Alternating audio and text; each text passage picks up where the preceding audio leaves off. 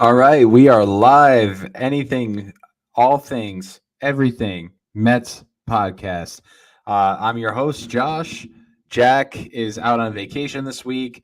Our guest co-star, guest host, whatever you want to call him, our best friend Noah cannot make it tonight. Family commitment. So you are here with me, riding out the show. Let's talk about the Mets. What a week in Mets land. Won two series, both from NLS teams. One not so good, one very good. You look at the Diamondback series and you think, okay, great. We beat up a bad team. Now, Saturday's game was not anything you really wanted to be a part of or really, enjoyed. It was a blowout pretty much. Starling Marte had that one home run, but you look at Sundays, you look at Friday's games, and those were good wins. And it's, 2 out of 3. That's all you can ask for at this time of the year. And that's all you need. Good teams beat up on bad teams. So I really think that beating up the Diamondbacks 2 out of 3 is going to set the precedent for when the team goes to Arizona and takes another 2 out of 3 from them on their home field. Diamondbacks, unfortunately, they just don't have anyone around. So I don't really think it was much of a test for the Mets as much as this Giants series is or was. So let's get into the Giants series a little bit. Well, we can dive back into the Diamondbacks a little bit later with our preview of the upcoming series at the end. So let's get into it. First game, doubleheader. Monday was rained out, so Tuesday was a twilight night doubleheader. And you got to like what you see from Lindor right now. He had 2 out of 5 of that game, 2 RBI. Obviously, he had the game-winning hit. Adam Ottavino came in, pitched pretty well.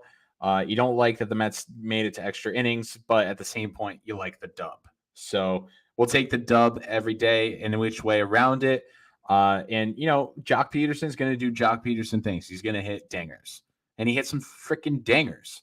So that's fine. McNeil looks good. Lindor looks awesome. He looks like the 2019 Lindor that we saw in Cleveland, that we as Mets fans and as the Mets brass traded for. And that's really all you can ask for out of Lindor right now. So really stoked about Mr. Lindor coming in the clutch.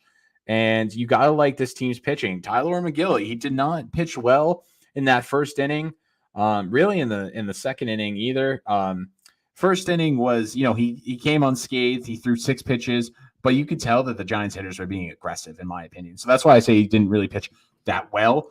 Obviously, he got out of it unscathed, but you saw the aggression out of those Giants hitters, and it was going to take McGill an extra second to figure it out, and he did. He did. He made it through the second, labored through the third, and then he made it through 4, 5, 6. So a lot to like out of Tyler McGill this season so far. He's really stepped up. Look at his line from the start on Tuesday: 6 innings, 7 hits, 4 runs, 4 earned, 2 walks, and 4 strikeouts with 1 home run given up. Hey, you know what? You're throwing me 6 innings. You're keeping me in the ball game. There's nothing I'm going to fret about that. And Tyler McGill, again, made way to a perfect Mets bullpen. Joely Rodriguez, 1 inning, no hits, 1 strikeout. Seth Lugo, he's hopefully finding his form. 2 hits, 2 hits off of him, but 1 inning, no runs. And then Edwin Diaz and Adam Ottavino both had 1 walk each, but through scoreless innings. So gotta love it. The Mets hit up on Alex Cobb. He only went 4 1/3. So a lot to like from that Tuesday first game. And then we get into that afternoon game, or that night game, I should say. And boy, oh boy, does it feel good. You don't have Jacob deGrom. You don't have Taijuan Walker, but you have Mad Max Scherzer. And there's nothing better than a good old Mad Max pitching at his favorite place to pitch, Citi Field. So I really liked what I saw out of Mad Max. How can you not? Let's look at his line real quick. So 7 innings, 1 hit, 1 run, 3 walks, and 10 strikeouts. I mean, and up until that 6th inning, he was hitless. And at one point, he was perfect. And, that's all you can ask for. He's not God, but he's in God mode. And I think we're really looking at a Mets team that is going to be competitive, no doubt, but contending. And Jack and I have said it before on this podcast, and I'll continue to say it in his absence. This Mets team, anything short of a World Series is an L. And you saw that Max Scherzer. Drew Smith comes in, 1 inning, 1 hit. Man, Drew Smith. I mean, Gary, Keith, and Ron have said it. When this guy is healthy, he pitches. I've said it before. I'll say it again. He might have the nastiest stuff in that Mets bullpen. And Gary said it the other night on the broadcast. Like, he's starting to earn the trust to handle these big moments. Well, you know what? He's handling it, and he's going to continue to get these opportunities as long as he keeps performing. And as a Mets fan, as a diehard Mets fan, I have the confidence in Drew Smith that he'll be able to do it. So, and he's proven to do it so far. Now, he's not going to be perfect. He's not going to have he's not going to have a below 2 ERA, most likely. But, you keep me at the 1.1 whip or below. You keep me at that 3 and below ERA. I'm happy. I'm happy as a Mets fan watching this reliever do his thing. Trevor May looked great the other night as well. And it was interesting to see the Mets hit against Logan Webb. Logan Webb is a great pitcher so far in his early young career. And I think, he's someone that could be contending for Cy Youngs for years to come. I'm sure a lot of experts would agree with me on that. So great pitching by Logan Webb for a little bit. And then, he kind of got shady in there. He only went 3 2/3, gave up 6 hits, 3 runs, 3 walks, a strikeout. So I think that it's going to be interesting to watch the Mets. I'd like to go see them play in San Francisco and see kind of how that goes. But it is something that I think is worth noting and worth watching. And, so to get into today's game, today's game was great as well. Mets won 6-2, LGM. Brandon Nimmo with a hit. Lindor had 3 hits. McNeil had a hit. McNeil's batting third. So that's the second game in a row that the Mets brass has put him in the third hole. And you know what? I kind of like it. I like it a lot. Jeff McNeil batting third. Think about that for a second. He can drive in runs. And if you haven't noticed, and I wanted to say this to Jack so badly, but, of course, he's got to be in Oregon, whatever, man. Like, Mets are more important than a freaking vacation. But it's interesting, and I really enjoying what I see out of Jeff McNeil. He's grinding out at bats. He's becoming that slap hitter that we knew and love, and he's not getting pull happy with his swing so far in the season. Now, it'll be interesting to see when he hits a few home runs more than he's hit now, but I think it's something that is a testament to Buck Showalter. And I was talking with my dad the other night. Lindor looks like a totally different player. I think I just said it a few minutes ago, but you really got to be applauding Buck Showalter and the coaching staff's effort on Francisco Lindor, on a Jeff McNeil so far this season. Eddie Escobar had a big home run today. Mark Hanna had a big 2-run knock. So this veteran Mets team is putting it together. And as a Mets fan, let's ride the wave. Let's enjoy this 10-4 start to the season. Oh, well, we could be negative. We could sit here and say that, it's early. We might jinx it. No, let's not go that route, Mets fans. Let's stay positive. Let's enjoy the wave that we're on and continue to ride it out for as long as we can, because we never know when it could be cut short. So I disagree with the narrative of, oh, it's early. Oh, things might happen here and there, injuries. Yes, so what? Good teams prevail through all of those things. And I think we have a great team, and I'm really excited to see what else is going to be happening with this team. Guillorme played shortstop today while Lindor DH'd. I like Guillorme in the field, second, third, short. You put him there and you're getting a solid defender. And he's been getting at bats this week too. I mean, he had the COVID list stuff, but even with that, I mean, Nimmo and Cannon don't play outfield or don't play infield. So Guillorme getting at bats. He had 2 hits today. The beardless Guillorme. I like it. I like it a lot.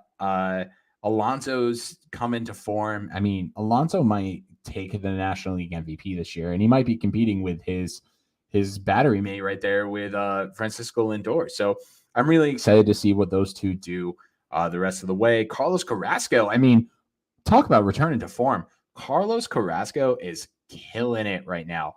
He went into the 8th inning with his start today. He had 7 strikeouts, 2 runs, 4 hits, 0 walks.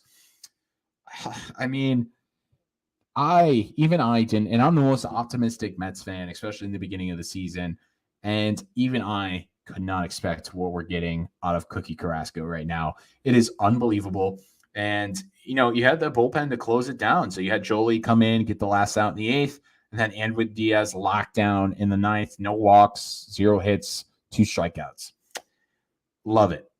Gotta love it. And I think we as Mets fans, like I said, take a deep breath, realize, yes, we're 10-4. We're leading the division. And there's more than one good thing to come. We got a lot to look forward to so far this season. The Mets go and play the Diamondbacks on the road, and then they go into St. Louis. St. Louis, that will be a good test for them. I mean, I think San Francisco was a great test for them. This was the National League West Division champions last year. I think they, a lot of people's expectation, they outperformed, but at the same time, they were the National League Western Division champions. So, I mean, you can't really outperform if you're the champion of your division, in my opinion. So, I think it will be, like I said, it'll be good to see when these teams match up again later in the season.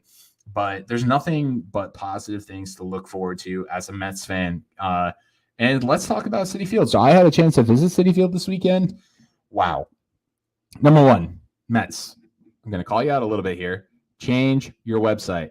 The things that are on Citi Field as far as amenities go are not the things that you have this year. Now they're better, but it's not the same. So if you're a Mets fan, and you're looking at the Citi Field and what they have as far as food, beverages, adult beverages, you're going to be in for a little surprise when you get there. Go visit the guest services guys, though, at Citi Field. They'll tell you what you want to know.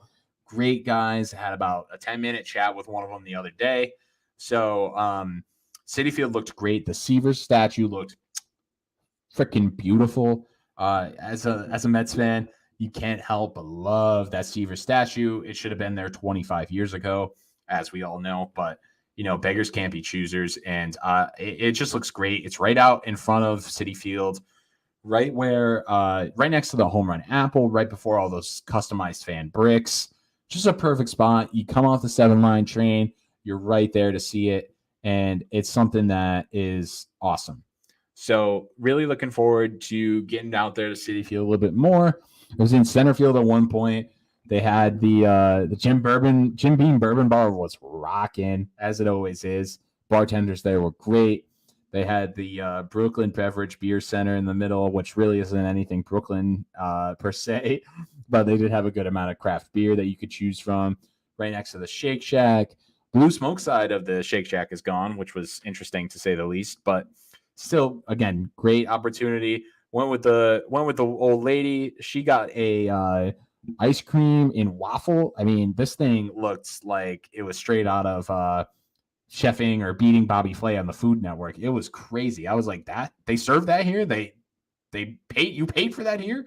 Oh yeah, no, yeah.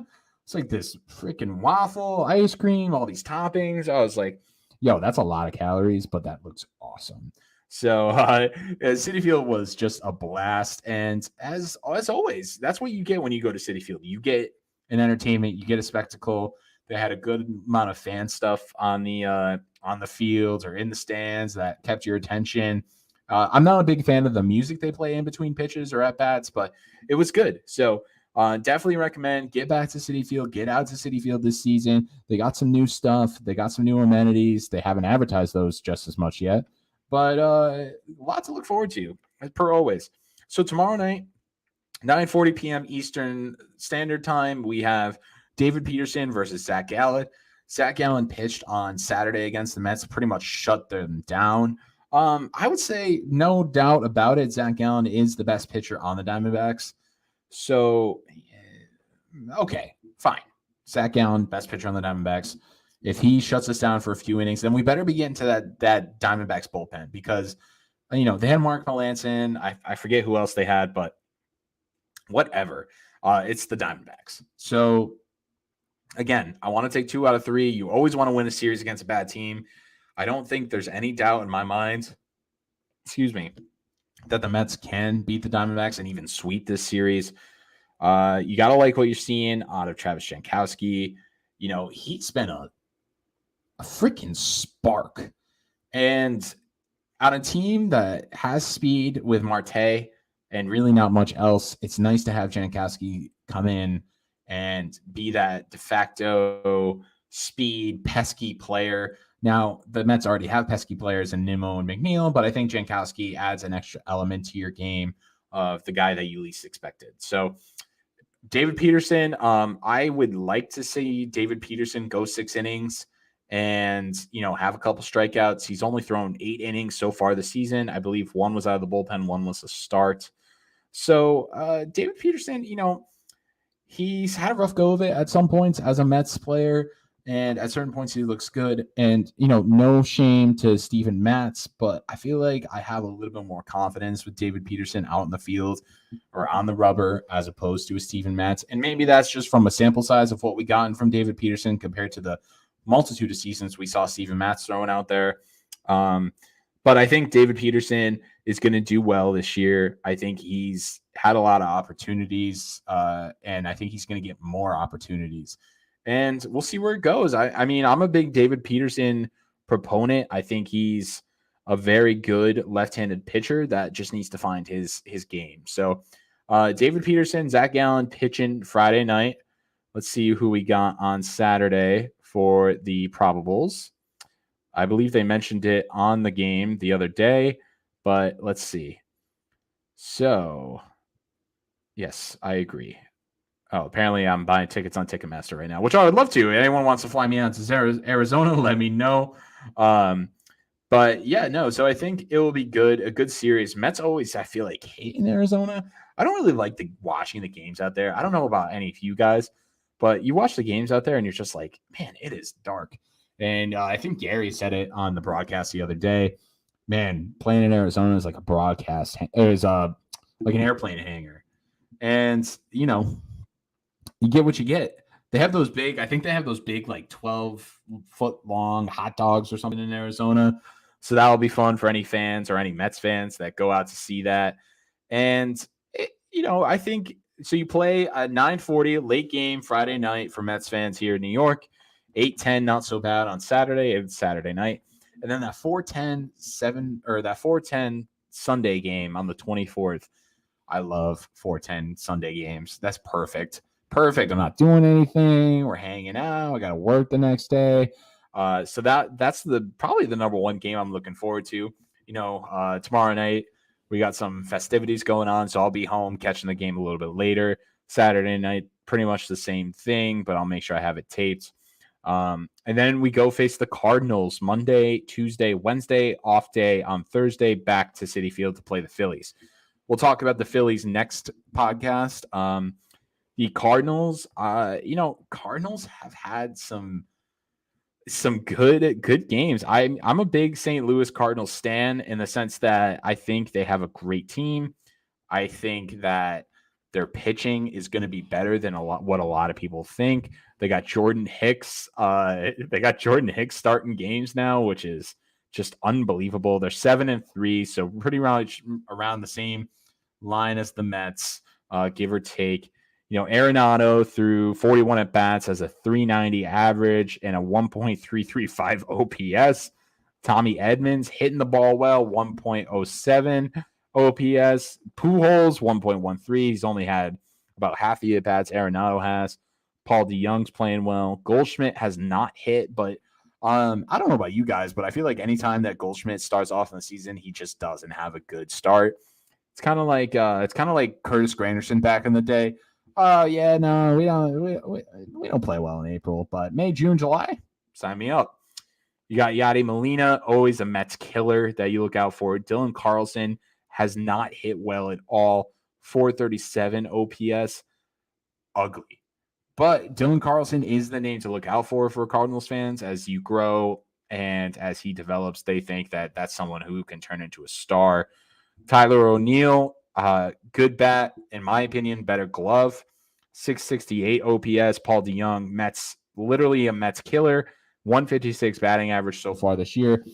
I'm sure by the time that series ends in St. Louis, he'll be up around 280, 290 because he loves hitting against the Mets for whatever reason. I remember growing up, it was like Pat Burrell was a Mets killer. Ryan Howard killed the Mets. Utley killed the Mets. A lot of those Phillies members killed the Mets. And, whatever. It is what it is. Chipper Jones, of course, another big name.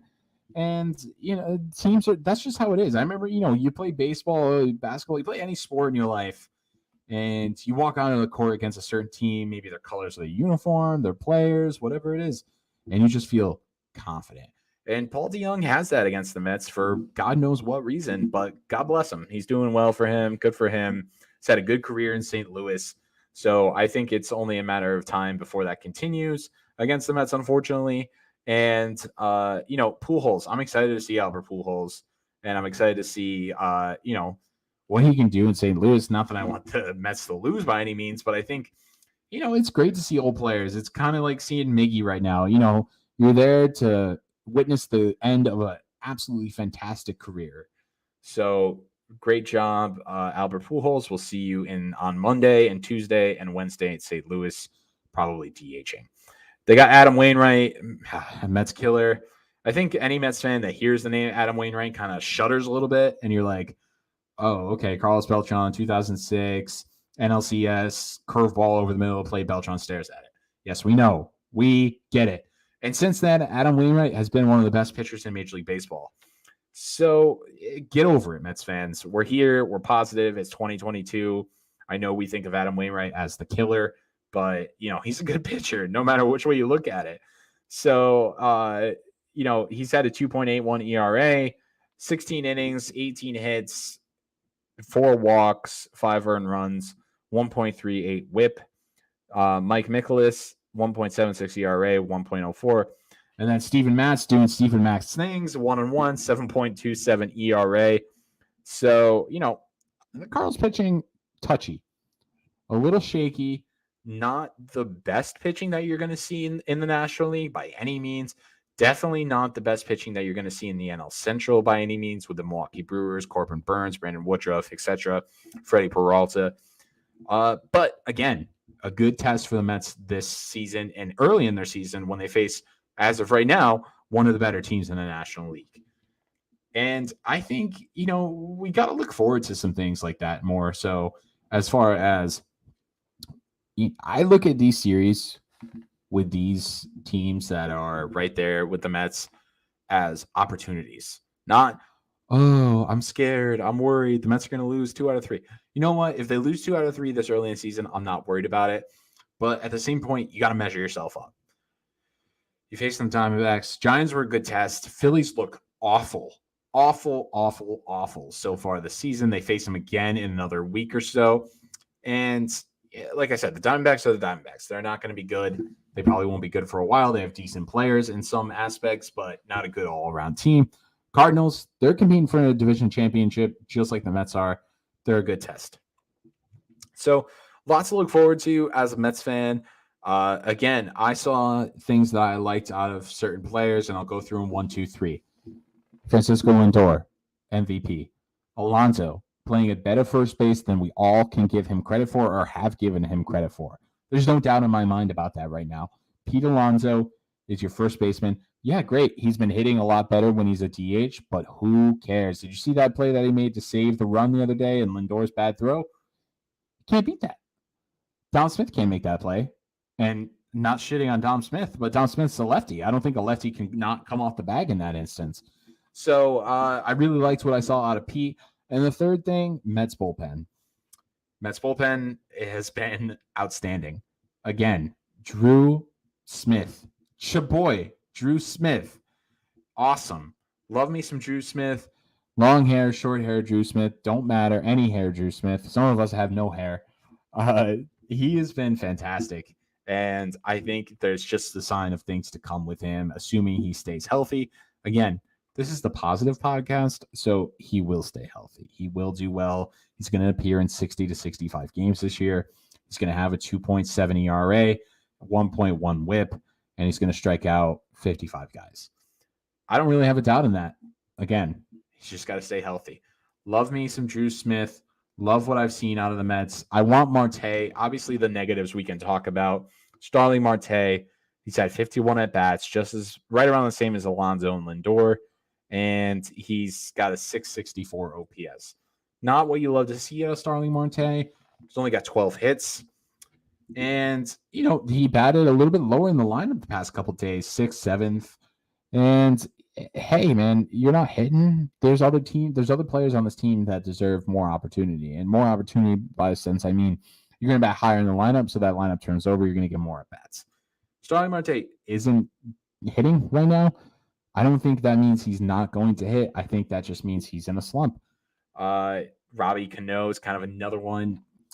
Robbie Cano is a tough one for me. I've said on this podcast before, I've said in private meetings before, Robinson Cano, great hitter. Still think he can be a great hitter.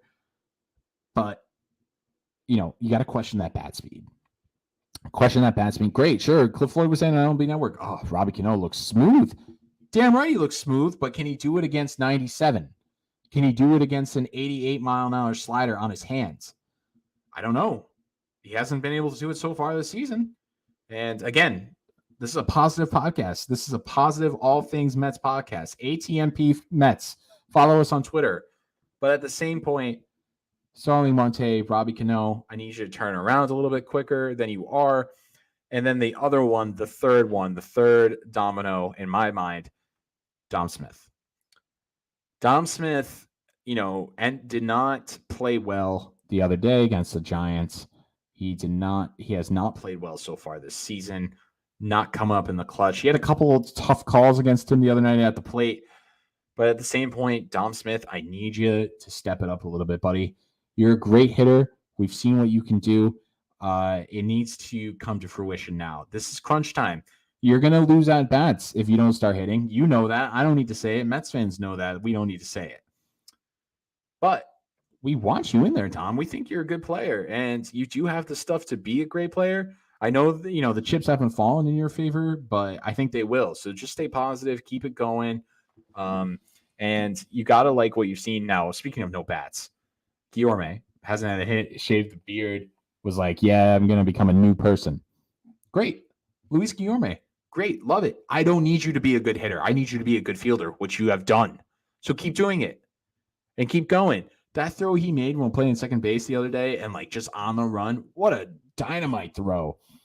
You can't beat it. He was playing shortstop today. He looked fine, in my opinion.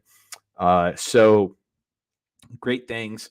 McCann, Nito not hitting. I don't need my catchers to hit just yet. It'd be nice if my catchers could hit in the clutch, which, we haven't seen that yet. But I think, when you put McCann in a big spot, I think he is a guy you can rely on. So the Mets DFA'd Matt Reynolds, and I believe Nick Plummer has also been sent down. So, there's some interesting things going on in Mets land as far as transactions and how they're going to manipulate this 26-man, 28-man roster. So they activated Jake Reed the other day, activated Mark Canha, and designated Matt Reynolds for assignment and optioned Yan Lopez to Syracuse and Jake Reed to Syracuse as well. So Mark Canha was the only one to come back. Nimmo as well. Plummer looks like he's still on the Plummer was activated and then optioned. So that's interesting. So I do think the Mets need a little bit more depth in the starting pitching realm. I think relief pitching, they're fine. They got Shapuski. They got Jake Reed, Adonis Medina, Yan Lopez, Jose Budo, excuse me. I think they need a little bit more depth in the starting pitching line, which, you talk about starting pitching depth. Any team could use starting pitching depth. And outfield-wise, I would have liked to see Khalil Lee instead of Nick Plummer. I got my friend Anthony out in Syracuse. He goes to the Syracuse Mets games. He loves some Khalil Lee, and I couldn't agree more. Khalil Lee is a pure athlete. He's a student of the game. The hitting will come, and, I think that glove is just fabulous. I was really surprised, actually, when the Mets traded for Jankowski, and it made me think, okay, then they think Khalil Lee's not ready, which I'm not a Major League scout. I'm not a Major League GM. Khalil Lee might not be ready, but I think you have some good potential out of Khalil Lee, and, we'll talk about that, and maybe we'll do a prospect podcast at some point. But, yeah, no, a lot of good things to like what you're seeing out of the Mets right now. A lot of things to be optimistic about. They have a good series coming up in Arizona. Hopefully they'll hit some dingers. The ball can fly out of there, especially in the heat. If hopefully the roof is open. And then St. Louis, another test in this early young season. And you just hope you come out on top. So that's it so far. And that's it this week for All Things Mets podcast. Hopefully Jack or Noah will be back next week. And we look forward to having you. No trivia this week because no one's here to test my gusto in trivia because they're all scared. So follow us on Twitter, hit the subscribe button below, and let us know what you think. All Things Mets podcast coming at you next week. Thanks. See you guys.